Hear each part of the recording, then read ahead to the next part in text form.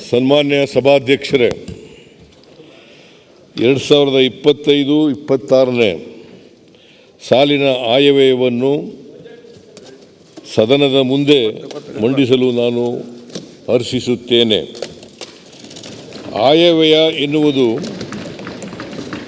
ಕೂಡಿ ಕಳೆಯುವ ಅಂಕಿ ಸಂಖ್ಯೆಗಳ ನಿರ್ಜೀವ ಆಟವಲ್ಲ.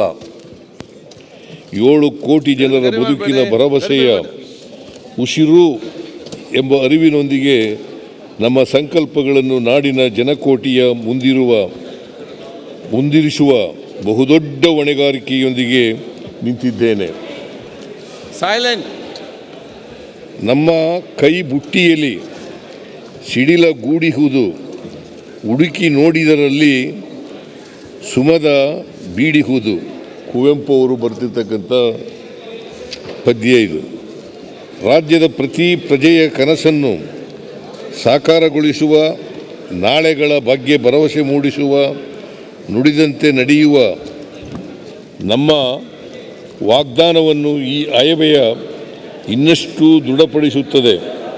ಆಯವ್ಯಯವು ಸುಸ್ಥಿರ ಮತ್ತು ನ್ಯಾಯಬದ್ಧ ಆರ್ಥಿಕತೆಯ ಮೂಲಕ ಪ್ರತಿಯೊಬ್ಬರ ಕಲ್ಯಾಣ ಸಾಧ್ಯವೆಂಬ ಮಹಾತ್ಮ ಗಾಂಧೀಜಿಯವರ ಆಶಯದ ಸ್ಪಷ್ಟ ದಿಕ್ಸೂಚಿಯಾಗಿದ್ದು, ಸರ್ಕಾರದ ಸಾಮಾಜಿಕ ಆರ್ಥಿಕ ಸಮಾನತೆಯ ಬದ್ಧತೆಯನ್ನು ಪ್ರತಿಬಿಂಬಿಸುತ್ತದೆ.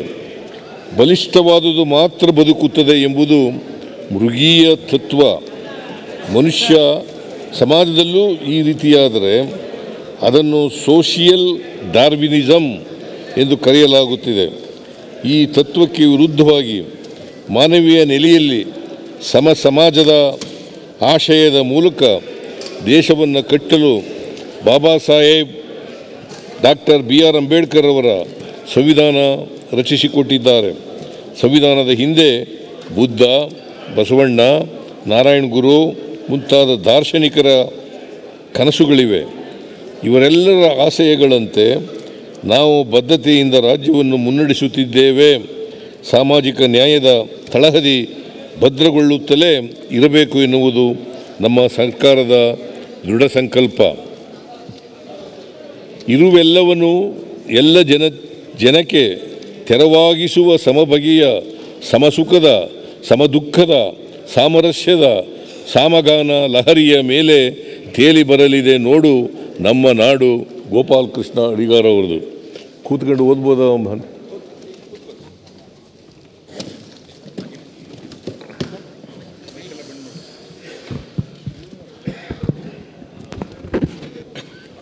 Thank you.